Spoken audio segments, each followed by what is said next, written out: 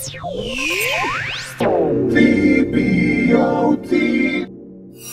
My name is Brian David Johnson. I'm Intel's Futurist, and I'm also the director of Futurecasting. I always come to TVOT tomorrow. I'm a huge fan of the conference. I think it's a unique place where you can get people from sort of television background, and then you also have high-tech people. So folks who are really on the leading edge of bringing together video and social networking and interactivity. I hosted a panel yesterday called Designing the Future with Science Fiction. And it's some work that I've been doing for the past 4 years where we used science fiction based upon science fact to actually do these things called science fiction prototypes. And we use those in the development of technology. Also on the panel was Nathan Shedroff and Chris Nossel, who are working on a book called Make It So, where they look at science fiction interfaces in science fiction movies and see from a design standpoint what we can learn about science fiction and design just by watching science fiction movies. One of the things in the work that I was doing really about 5 years ago, I started seeing that really the leading experience that people would have on their computational device, so that could be a laptop, a smartphone, now a tablet, maybe even a TV with a chip in it, that leading experience would be entertainment, would be TV. And I think we're beginning to see that play out now with what's happening with mobile video, certainly what's happening with tablets. And so for Intel, we make the chips. And so we're really interested in anything that has computational power.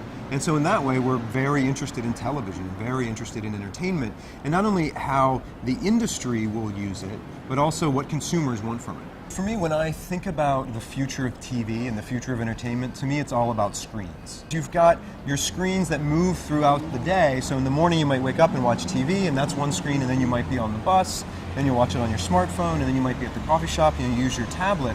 So in that way, entertainment and screens will move with us throughout the day. And then also, I think what's really interesting, and a habit we're starting to see more now, was when people have multiple screens in the same room. And because people love television, people love interacting with entertainment. So if we can give them more ways to interact, I think the better. My vision of the future as I look kind of 5 years out really looks, to be honest, a lot like today. I mean, I think we're going to have more connected devices, certainly. I think some of the research we've done has said that we're going to have between 12 and 15 billion connected devices, so devices that can connect to the internet or connect to each other.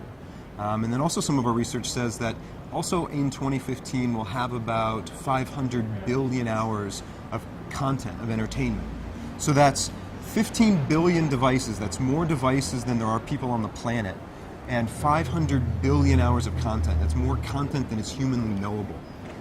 Put those two things together, and I think it's going to be fascinating how people will act and interact, and again, how you could bring computational power to those devices to actually help people find something to watch in that 500 billion hours. And then I think as you go a little bit further out, I do think we'll begin to see more interactivity.